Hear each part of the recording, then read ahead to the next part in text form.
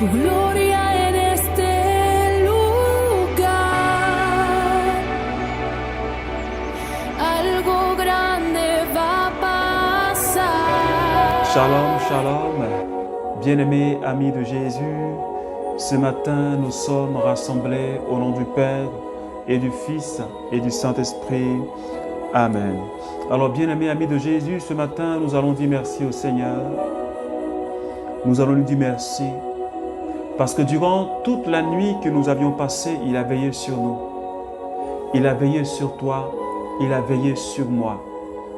Alors, j'aimerais que de là où tu es, tu commences déjà à dire merci au Seigneur pour ce beau cadeau qu'il t'a fait, ce cadeau qui est aujourd'hui. Alors élève la voix et dis merci au Seigneur avec moi. Seigneur, je veux te dire merci. Papa, merci ce matin. Parce que tu as permis que je me réveille. Tu as permis que je sois là avec mes frères et sœurs. Seigneur, pour te célébrer, pour te magnifier. Tu me donnes encore une occasion de me rapprocher de toi. Tu donnes une occasion à un frère.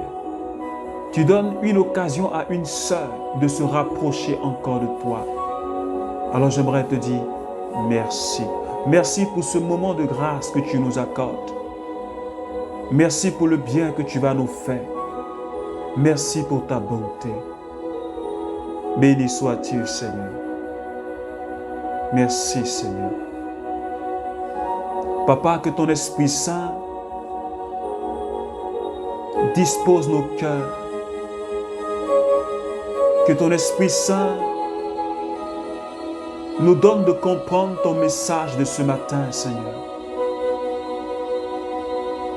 Merci, Seigneur Esprit Saint, pour ta présence dans ma vie, pour ta présence dans la vie de chacun de nous, Seigneur. Béni sois-tu, Seigneur Esprit Saint. Merci, Seigneur. Alors, bien-aimés amis de Jésus, ce matin, le Seigneur nous donne une merveilleuse parole. Et cette parole est tirée du livre de Matthieu, chapitre 20, les versets 1 à 16. Je ne lirai pas les 16 versets, mais je vais lire une partie du texte.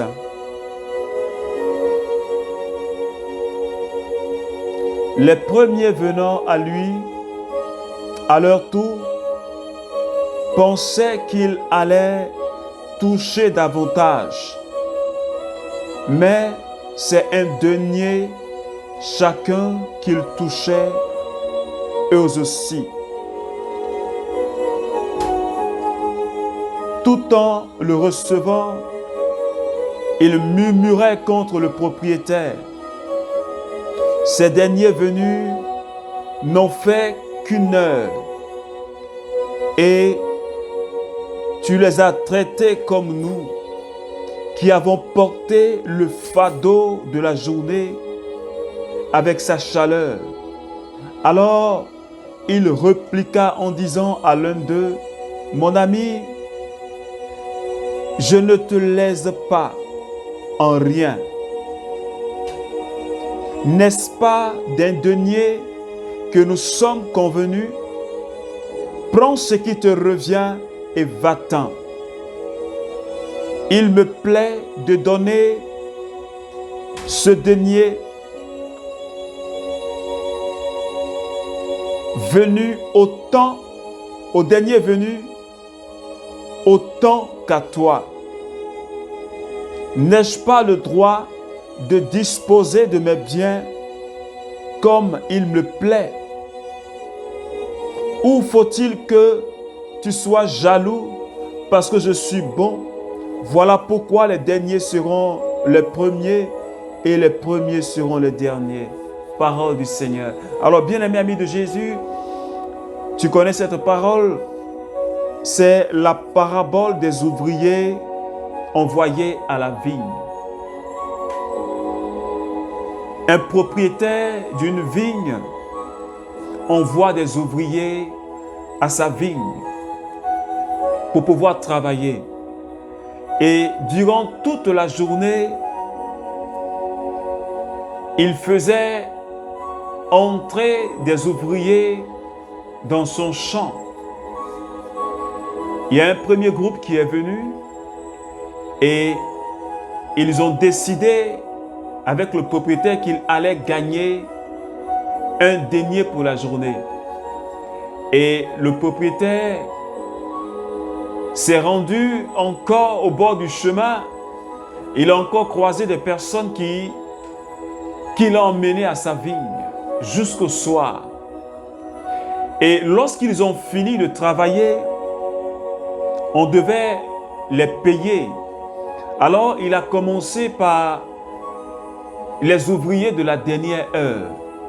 Eux aussi, ils ont reçu un denier. Et ceux qui étaient les premiers pensaient qu'ils allaient recevoir plus d'argent, mais ils ont reçu un denier. Et ils ont commencé à murmurer contre le propriétaire. Parce que pour eux, ils devaient gagner plus. Or, ils ont oublié qu'ils ont déjà signé le contrat. Et dans le contrat, il a été convenu qu'ils vont recevoir un seul denier. Alors, ils ont commencé à murmurer. Et le propriétaire de leur dit, mais j'ai le droit de faire ce que je veux avec mon argent. Ou bien vous êtes jaloux parce que je fais du bien à quelqu'un. Alors bien aimé, qu'est-ce que le Seigneur veut m'enseigner ce matin? Qu'est-ce que le Seigneur veut m'enseigner ce matin? Alors, le Seigneur nous parle ce matin de jalousie. Parce que ces personnes-là, ces ouvriers de la première heure, ils étaient jaloux parce que les derniers ouvriers ont eu la même somme qu'eux. Pour eux, ce n'était pas normal que le propriétaire puisse donner un denier au dernier venu. Pour eux, ce n'était pas normal. Ils ont commencé à critiquer le propriétaire. Ils ont commencé à murmurer contre le propriétaire plutôt. Et bien, amis, amis de Jésus, cela nous arrive de pouvoir murmurer contre le Seigneur et murmurer contre notre prochain. Et surtout, nous murmurons contre le Seigneur. Quand parfois, nous nous disons, nous sommes dans une situation et nous ne trouvons pas la solution. Et il y a peut-être un frère ou une sœur qui vient d'arriver dans le groupe de prière ou bien qui vient d'arriver à l'église. Et le Seigneur bénit ce frère, le Seigneur bénit cette sœur. Et pendant qu'elle donne son témoignage, ton cœur est serré. Ton cœur est serré, ce n'est pas normal. Au contraire, tu dois être dans la joie pour le bien que le Seigneur a fait, pour la miséricorde, pour la bonté du Seigneur dans la vie de cette sœur ou de ce frère. Parce que être jaloux, comme la Bible dit en Galates chapitre 5, les versets 20, les jaloux n'hériteront pas du royaume de Dieu. Alors tu peux le lire, Galates chapitre 5, les versets 19 jusqu'au verset 20.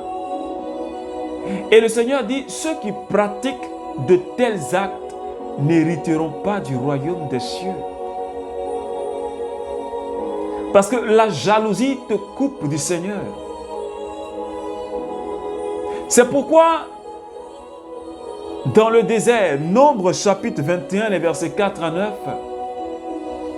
le peuple de Dieu a commencé à murmurer contre Moïse et contre Dieu lui-même. Et tu sais avec moi ce qui s'est passé dans le désert. Quand ils ont commencé à murmurer, la Bible dit que le Seigneur a envoyé contre eux des serpents venimeux. Et beaucoup d'Israélites sont morts de ces morsures de serpents. Voilà où est-ce que le murmure et la jalousie nous entraînent. La mort spirituelle. La mort spirituelle. Tu te coupes de Dieu, bien-aimé ami de Jésus. Alors le Seigneur me parle ce matin. Le Seigneur te parle ce matin. Toi qui lorsque tu entends le témoignage d'une sœur, lorsque tu entends le témoignage d'un frère, ton cœur se serre. Tu cherches peut-être du travail. Il y a peut-être longtemps de cela. Et comme le frère qui vient d'arriver au groupe, qui vient d'arriver dans l'église, il n'a même pas fait un mois. Le Seigneur l'a béni de la grâce du travail. Et lorsqu'il donne ce témoignage, ton cœur se serre. Tu commences à murmurer contre le Seigneur. Tu dis, mais qu'est-ce qu'il veut dire? Ou bien la sœur est en train de donner le témoignage de son mariage. Et parce que toi, tu cherches encore l'homme que tu n'as pas encore trouvé, ton cœur se serre. Et tu murmures contre le Seigneur. Et tu murmures contre cette sœur qui est en train de donner le témoignage. Et ce matin, le Seigneur te dit d'arrêter ces murmures, d'arrêter ces jalousies. Parce que pratiquer la jalousie, c'est pratiquer la sorcellerie. Parce que ces personnes-là, ces ouvriers-là, ils ne voulaient pas le bien de leurs amis. Pourquoi on leur fait du bien? Ils s'opposaient au bien que le propriétaire était en train de faire à ces personnes. Ils ne voulaient pas le bien, ils ne voulaient pas le bonheur de ces personnes. Et toute personne qui ne veut pas le bonheur de son prochain, toute personne qui ne veut pas le bien de son prochain, automatiquement, cette personne-là devient sorcière. C'est une sorcière. Parce que la sorcellerie, ce n'est pas au village. Mais par nos attitudes, par nos manières de faire. Si tu n'aimes pas le bonheur de ton frère, tu n'aimes pas le bonheur de ta soeur, tu ne te réjouis pas du bonheur de ton frère ou bien de ta soeur, tu pratiques la sorcellerie. Et ce matin, le Seigneur est en train d'interpeller quelqu'un qui est dans cette situation de jalousie, qui est dans cette situation de murmure. Pour ne pas que tu meures dans le désert, pour ne pas que des serpents venimeux viennent contre toi, il faut te repentir et te détourner de cette jalousie et de ces murmures. Sinon, les serpents venimeux viendront te détruire. Ils viendront te faire du mal.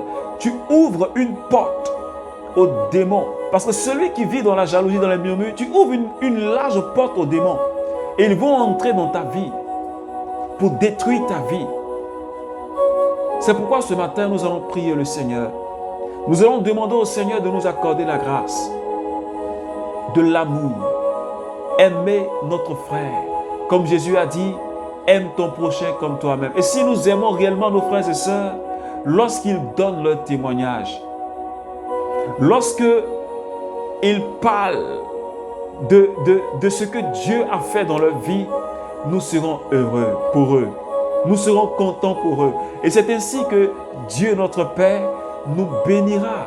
Alors, demandons cette force au Seigneur qui nous accorde la grâce de nous aimer les uns les autres. Alors, prie le Seigneur avec moi. Seigneur, ce matin, je te dis merci. Merci parce que j'ai besoin que tu m'aides. Donne-moi la force d'aimer mon frère. Donne-moi la force d'aimer ma sœur. Éloigne-moi, Seigneur Dieu, de la jalousie. Donne-moi de me réjouir du bien de mon frère. Pour ne pas que je sois loin de toi et que j'occupe la dernière place. Parce que je sais maintenant, Seigneur, que vivre dans la jalousie, dans les murmures, Seigneur, m'éloigne de toi et me font occuper la dernière place, Seigneur Dieu. Ce matin, donne-moi ta force. Donne-moi la force de ton Esprit Saint. Merci, Seigneur. Merci, Seigneur. Amen. Amen. Amen. Au nom du Père et du Fils et du Saint-Esprit. Amen. Alors, bonne journée à toi. Que Dieu te bénisse.